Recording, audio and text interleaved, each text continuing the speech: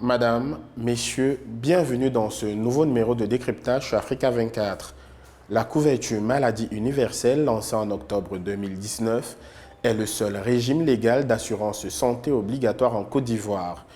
Un an après sa mise en œuvre, la couverture maladie universelle est plus ou moins opérationnelle dans le secteur public et inexistante dans le secteur privé. Pour en parler, nous recevons dans ce nouveau numéro de décryptage Dr Aboubakar Siddiq Bakayoko, président du syndicat national des médecins privés de Côte d'Ivoire. Avec lui, nous parlerons du système de santé ivoirien. Que pensez-vous de la couverture maladie universelle? La couverture maladie universelle, dite CMU, je pense qu'elle est applaudie par tout citoyen ivoirien. C'est quelque chose qui est souhaité pour les patients, mais c'est quelque chose qui est souhaité également pour les praticiens. Ça permet de donner un accès équitable à tout usager des services de santé. Et pour l'instant, en Côte d'Ivoire, cette couverture maladie universelle ne concerne que le secteur public pour ce qui est le volet médical. Mais nous espérons, nous avons grand espoir que cela puisse arriver également au niveau du secteur privé. En tant que professionnel, c'est que c'est déjà une très bonne chose de permettre à des personnes qui n'avaient même pas la chance ou même espérer un jour se rendre dans un centre sanitaire de pouvoir le faire aujourd'hui. C'est déjà une très bonne chose de permettre à des personnes qui, à la limite, ne savaient même pas comment pouvoir avoir accès à des médicaments, d'aller dans une officine pharmaceutique au travers de cette couverture maladie universelle et d'avoir des médicaments. C'est une très bonne chose. Le secteur privé qui couvre 40% de l'offre sanitaire n'est pas encore associé à cette politique de gratuité des soins. Êtes-vous prêt à faire des concessions pour son effectivité dans le privé? Lorsqu'on parle d'assurance, en même temps, on nous demande, est-ce que vous êtes prêt à baisser vos prix? Toute la question ne se résume pas au fait de baisser les barèmes des honoraires des médecins. Quand il s'agit également du revenu du médecin, on ne peut pas leur demander indéfiniment de baisser leurs honoraires. Par contre, on peut trouver des mécanismes qui permettent de donner accès aux malades dans nos structures de santé et nous y avons réfléchi. Mais ces mécanismes-là ne peuvent pas s'appliquer isolement. Ces mécanismes vont avec un accompagnement de l'État, ces mécanismes vont avec un certain nombre de mesures que nous devons prendre avec les autorités en charge de la couverture maladie universelle. Nous attendons que nous puissions nous asseoir à une table pour échanger sur ces mécanismes, pour échanger sur la possibilité pour les malades d'arriver dans nos structures de santé. Parce qu'il ne faut pas oublier que c'est vrai que c'est 40% de l'offre de soins, mais en termes de locomotive en matière de plateaux techniques de pointe en Côte d'Ivoire, c'est le secteur privé. On ne peut pas laisser ce secteur-là en marge d'un système aussi important pour l'État de Côte d'Ivoire. Et c'est important pour le médecin du public, mais c'est important également pour le médecin du secteur privé. Après 60 ans d'indépendance, comment jugez-vous le système sanitaire de la Côte d'Ivoire? Le système de santé en Côte d'Ivoire a deux piliers. On dit même trois aujourd'hui. Il y a le pilier public, il y a le pilier privé et il y a les tradithérapeutes.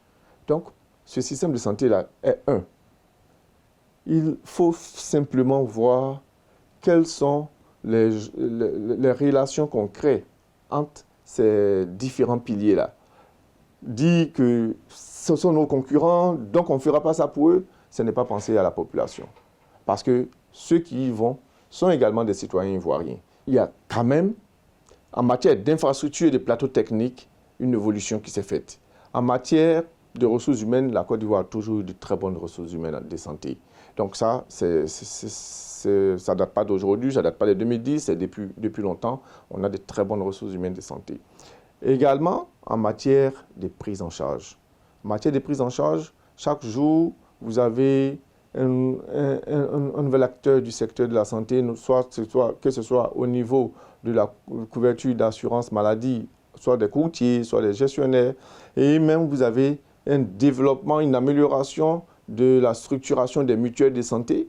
Donc, tout ça contribue à l'amélioration de la prise en charge des populations. Mais rien n'est parfait. Il y a des choses à faire pour améliorer, pour avoir de très bonnes conditions de santé en Côte d'Ivoire. Parlez-nous des défis actuels du secteur de la santé dans votre pays. En Côte d'Ivoire, on gère le secteur de la santé au travers de 2 décrets qui ont été pris sans loi fondamentale.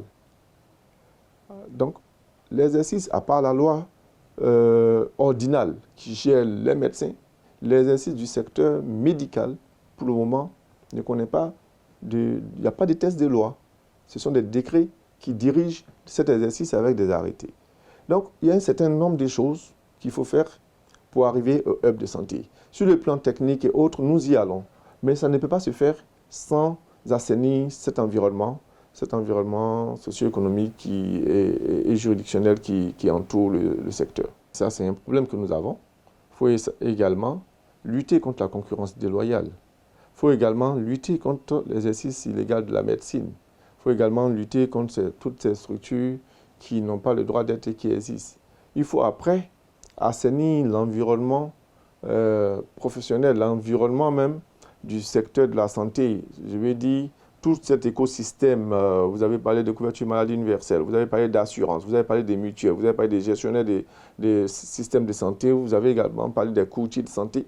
Tout cet environnement doit être assaini. Pour terminer, quelle appréciation faites-vous de la gestion de la pandémie du coronavirus en Côte d'Ivoire? Parce qu'aujourd'hui, on ne peut pas dire qu'on n'est pas associé. Il y a des structures de santé qui ont été associées. Ce n'est pas beaucoup, c'est minime. Pour nous, il aurait été plus intéressant d'associer toutes les structures de santé, parce que le malade qui vient, avant qu'il ne soit dépisté positif, il vient dans n'importe quelle structure de santé. Alors, avant que vous ne puissiez le faire partie dans une structure dédiée, vous pouvez être exposé en tant que structure de santé. Il aurait fallu donc qu'on puisse mettre toutes les structures au même pied d'égalité. Deuxième chose que nous avons reproché dans la prise en charge dans les structures privées de santé, c'est le fait qu'ils reviennent aux malades dans un pays où l'État de Côte d'Ivoire, et nous l'avons applaudi, a pris en charge tous les malades toutes les personnes qui étaient contaminées par le coronavirus. L'État a pris en charge tous leurs soins.